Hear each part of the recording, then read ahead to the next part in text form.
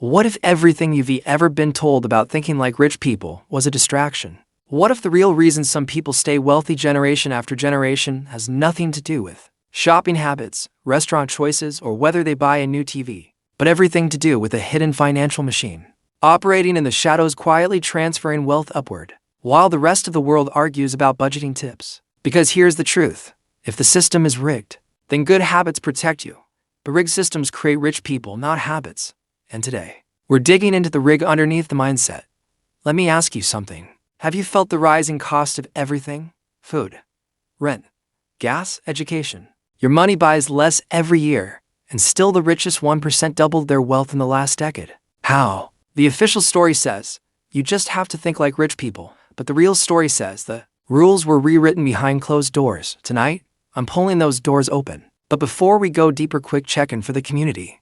Where are you watching from? Drop your city or country in the comments. This channel is building a global family of people who want the unfiltered truth. So hit subscribe if you're tired of being financially lied to. Because what I'm about to show you will change how you see the entire economy. Let's begin.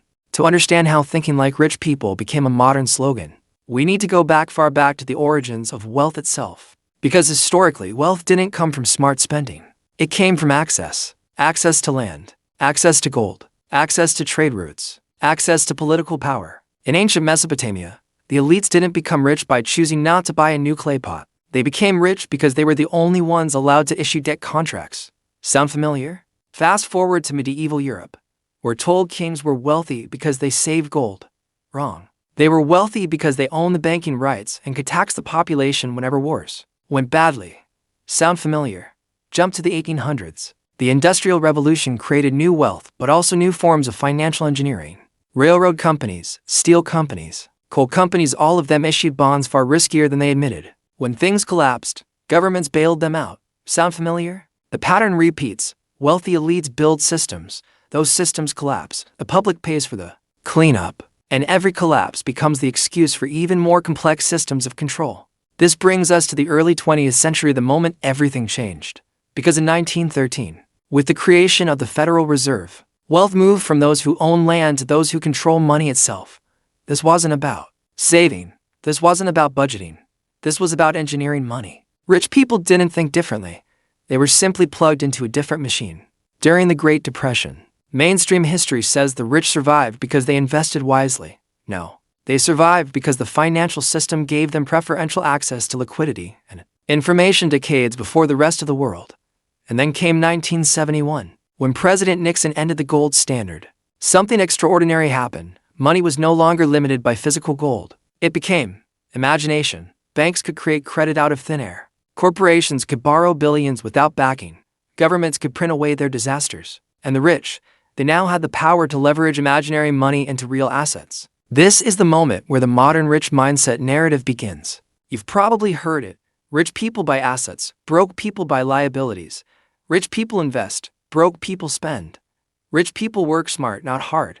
But here's what they don't tell you. The assets rich people buy are inflated by a banking structure ordinary people aren't allowed to touch. You can buy stocks. They can buy leverage on stocks. You can buy a rental property. They can borrow against 50 properties at once and pay lower interest. You can save money. They can create money using financial contracts called derivatives. This isn't a mindset. This is a different universe. And what's crazy? That universe has a name most people have never heard, the shadow banking system. And once you understand how it works, you'll understand why the inflation, debt, and financial chaos you feel today isn't an accident. It's the logical outcome of a machine designed to extract value without producing value. But before we unlock that mechanism, before we expose the secret world behind the rich mindset mythology, we need to talk about the most important event of the last 30 years, the one that set everything in motion.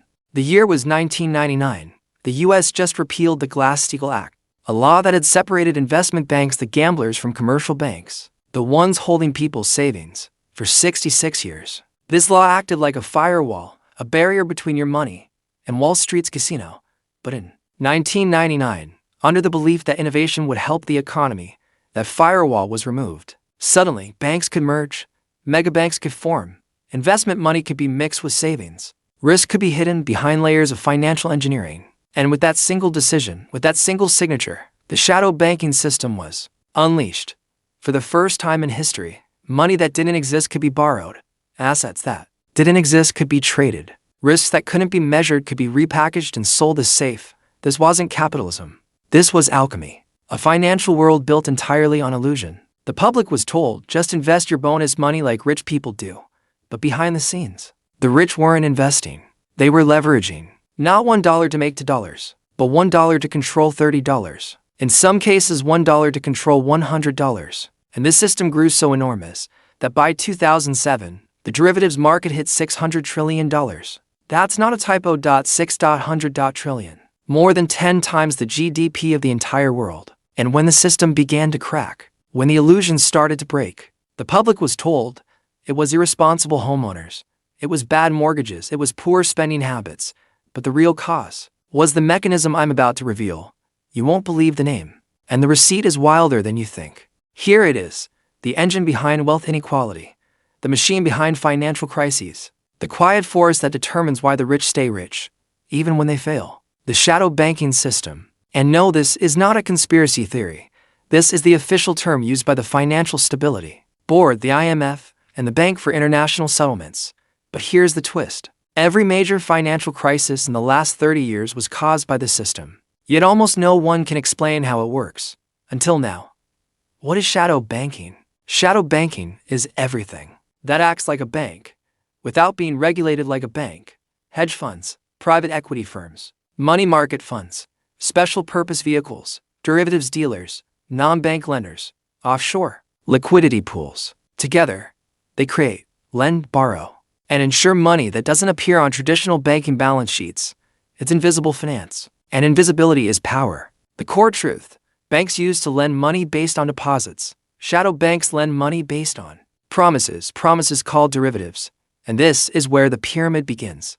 The derivatives pyramid. To understand the wealth funnel, imagine this. For every $1 in the traditional banking system, shadow banks can create $20, $50 worth of synthetic money using derivatives. How? Through contracts like interest rate swaps, credit default swaps, futures options, synthetic CDOs, collateral transformation repo agreements. These contracts pretend to reduce risk. In reality, they multiply it. Shocking statistic number 1. By 2007, the derivatives market reached $600 trillion, almost 12 times global GDP. Shocking statistic number 2.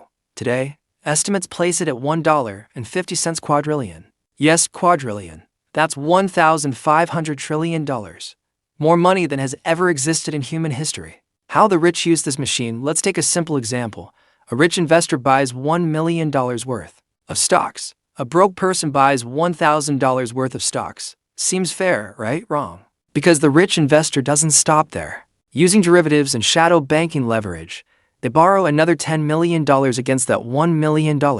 Then they use that $10 million to buy even more assets, which increases the price of those assets, which makes their original $1 million look even bigger, which allows them to borrow even more. Meanwhile, the broke person's $1,000, it simply sits there. No leverage, no multiplication, no synthetic liquidity, just slow growth. This is not mindset. This is machinery. The repo market, the secret bloodstream. Here's where things get dark. Shadow banking relies on something called the repo market, a place where institutions borrow trillions overnight. These aren't small loans. Shocking statistic number 3. The US repo market alone moves for $1 trillion per day. If the repo market freezes, the entire global economy collapses in less than 48 hours. And guess what? It did freeze on September 17, 2019. That's right, the global financial system began collapsing before the pandemic. The rich knew. Governments knew. Central banks knew. The public did not. The ultimate trick. Collateral reuse. Here is the most shocking part.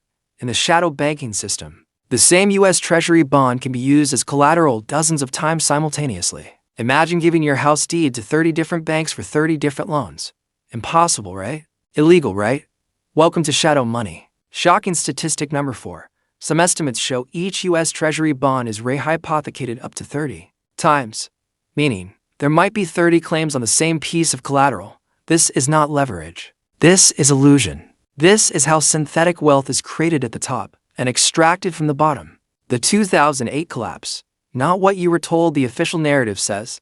It was subprime mortgages. It was bad lending. It was greedy homeowners. No. The real cause, the collateral in the shadow banking system became questionable. Once confidence cracked, the entire $60 trillion machine froze. The public was told it was a housing crisis. It was actually a shadow money crisis. And how was it fixed? By printing $29 trillion in secret liquidity swaps and bailouts through the Federal Reserve. Shocking statistic number 5, only 8% of that money went to homeowners. The remaining 92% went to banks, hedge funds, and shadow institutions. The rich weren't saved because they think differently. They were saved because the machine protects its own, just like it was designed to. The big reveal, the modern trap. Remember the image you provided. Rich people spend their money on stocks. Broke people spend on malls and restaurants. It looks motivational. It looks practical. But here's the ugly truth. The rich don't build wealth by buying assets. They build wealth by creating the financial structure that inflates the assets they already own. You're playing checkers. They're manufacturing the board. You're buying a stock. They're borrowing 100 times that stock's value in derivatives. You're told to save. They're allowed to create synthetic money. You're told to avoid debt. They're using debt as a weapon to acquire assets. This is not mindset. This is access. This is architecture. This is a machine you were never meant to see. Until now. Here's the part no one wants to talk about. The shadow banking system didn't shrink after 2008.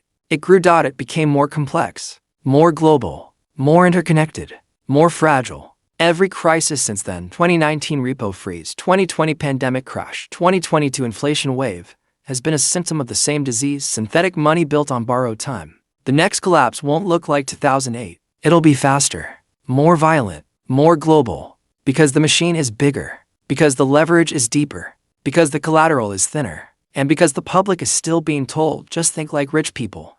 But once you understand the truth, once you see the mechanism behind the illusion, you can start protecting yourself. You can start seeing patterns. You can start making decisions based on reality, not motivational slogans. The world is changing, and knowledge, real knowledge, is the only shield we have left. So let me ask you, are we wiser now?